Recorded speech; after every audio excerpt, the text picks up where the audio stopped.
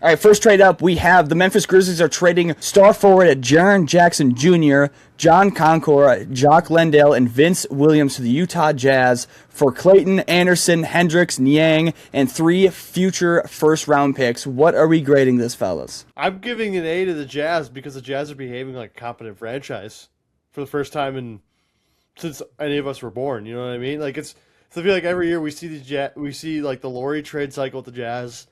Then we see like these nothing burger moves that they end up making that don't lead anywhere. This is far from that, and we also thought this might lead to a Walker Kessler trade, but they're holding on to all 3 of them, which makes a really good trio that's going to be get together for the next 10 years. So I am not as high. I think I agree. I appreciate that the Jazz are actually trying to make competitive moves, and picking up Jaren Jackson Jr. definitely someone that makes sense. I'm giving this more of a B plus range. I'll give it a B plus just because I appreciate the aggressiveness a lot. They did give up a lot to get him. And yes, he is very good. The trio of Kessler, Jaren, and Laurie is very interesting. I question if it's actually going to work on the court. And it has potential. If it does, then guess what? You've got young guys. You've got guys who are going to be there forever, and you've got a lot going on there. But at the same time, I don't fully question it. But for the Jazz, I mean, it's a B plus move. For the Grizzlies, I mean, this is I would say this is an A minus. They get 3 firsts, essentially 5 firsts, because Taylor Hendricks was the 9th overall pick. Clayton was like 18th last year. For Jaren Jackson, who if he wasn't going to stay around much longer, like this is a great package. The Grizz now have 12 firsts over. I believe it's the next 12 firsts in these next like 2 or 3 rounds. They have 13 first round picks in the next 7 years. Yeah, they're tied, I think, with actually Utah and Oklahoma. This is something that I've noticed ever since the second apron has come to light. Essentially, we've seen these kind of trades where, like Trae Young, for example, Trae Young, Anthony Davis, which we'll get to in a minute here, and now Jaren Jackson Jr., all 3 of these guys have been traded to these quote-unquote poverty franchises. And that's because the second apron, you don't want to pay these guys upwards of $50 million and also have that depth with it as well. Because we've seen what it takes to win a championship these days. 5-10 years ago, it was, okay, let's get a 4th Hall of Famer and try to beat LeBron. That was what we were doing back then. Now it's you get one MVP or MVP caliber player and just surround him with athletic, like freak athlete guards and just depth. And that's what kind of Bean was saying like a few weeks ago. It's just everything is around depth. That's all it is. It's the exact reason why the Wolves couldn't deal for Giannis, because we could dangle players in front of you, but we had no picks. Especially because of the NBA rule where you can't give up consecutive first rounders too.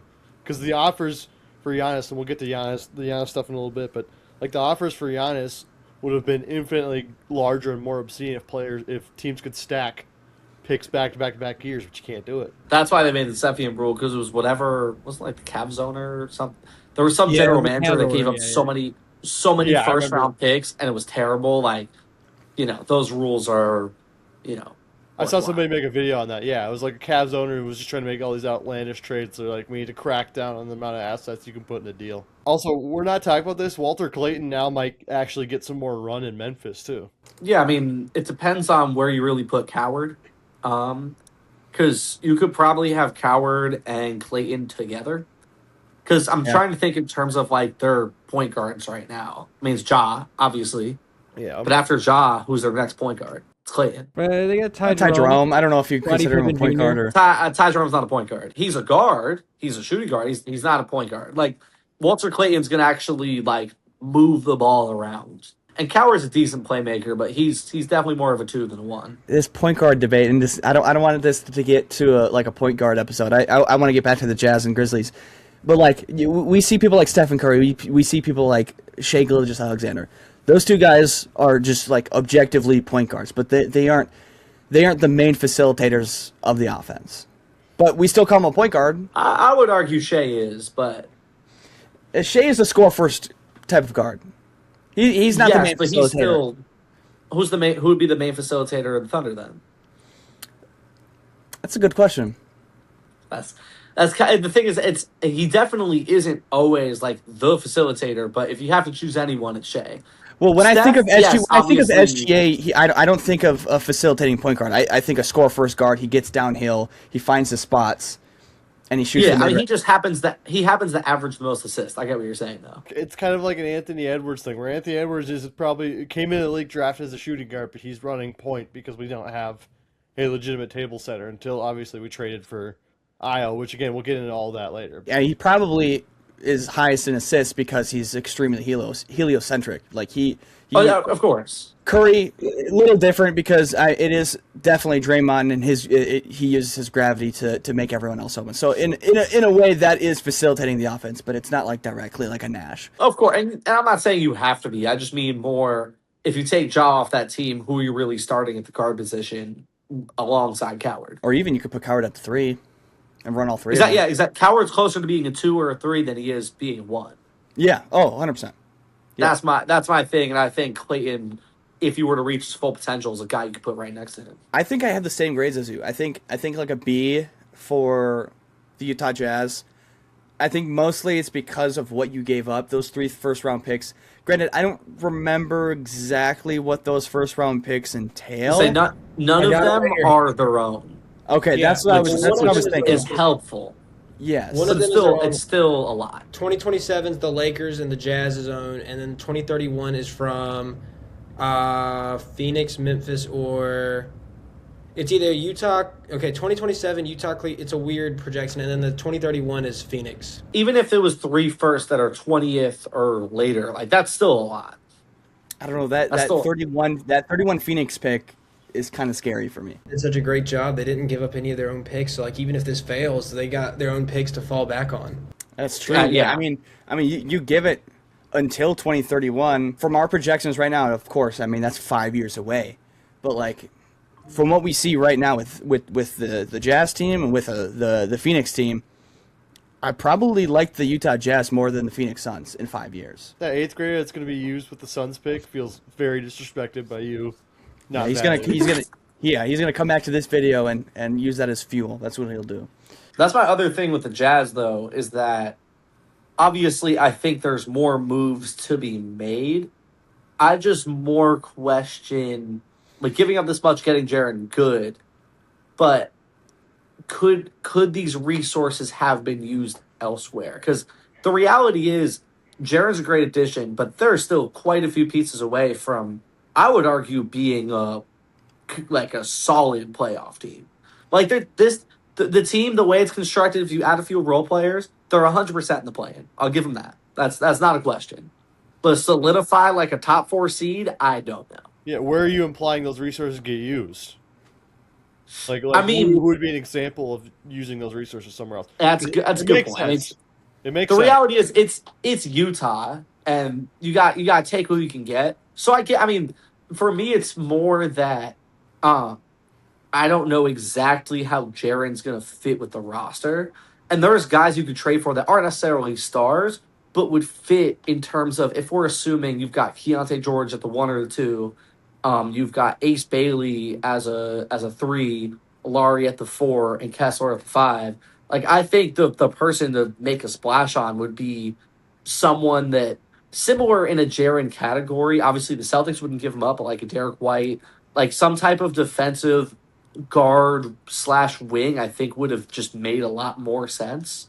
Granted, Jaren's that's a splashy name, defensive player of the year. I question giving up this much for someone that honestly is and if you're planning on starting Walker Kessler too, has a very questionable fit. Like that's going to take a lot to figure out. Like the other guys to figure this out were the Cavs somewhat with Jared Allen and Evan Mobley, but both those guys can guard on the perimeter better than Jaren and Kessler. So I think we could end this with this last question, and I want to ask Bean, can you justify the fit of Laurie, Jaren Jackson Jr., and Walker Kessler? Because they're saying that they want to keep Walker Kessler. They want to re-sign him. Can you justify that fit? I do understand the worries about them defensively on the perimeter because Keontae George is not a defender. Lauri Markkanen is not a defender. And you don't want to pull Jaren and Walker Kessler out too far. So that 2 position is going to be very important. Right now it's Bryce Sensabaugh. So they have some holes to fill, but this is just the first step. They kept all their own picks. They probably still have more. I don't know how many picks the Utah Jazz have. They got a ton from the Mitchell Rudy trade, and so they probably still have a lot of room to work with here. And I look at the players they gave up, and like Walter Clayton, had the inability to get minutes because it was Keontae George, Isaiah Collier, Walter Clayton. Kyle Anderson, love slow-mo, but wasn't playing. What else was it? And then Taylor Hendricks, just you weren't really seeing any growth from him, so you feel good in George Niang. You feel good getting rid of these guys because you weren't seeing much, and this is the situation where you have so many young people that you can't progress them all together because they all need some time on the court. I think while you're going to have your struggles to worry about in the perimeter defensively, you can still fill in some of those pieces with what you have left and just kind of taking it one step at a time. I don't think this was we're going to win a championship next year kind of move.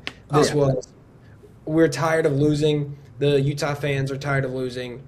Let's get somebody so we can stop being right outside the play-in. For me, with the fit, is like I can see this working. I feel like there's so much that has to go right. Especially if we're assuming that, which obviously I'm sure they think this, that Keontae George and Lauri Markkanen are long-term pieces.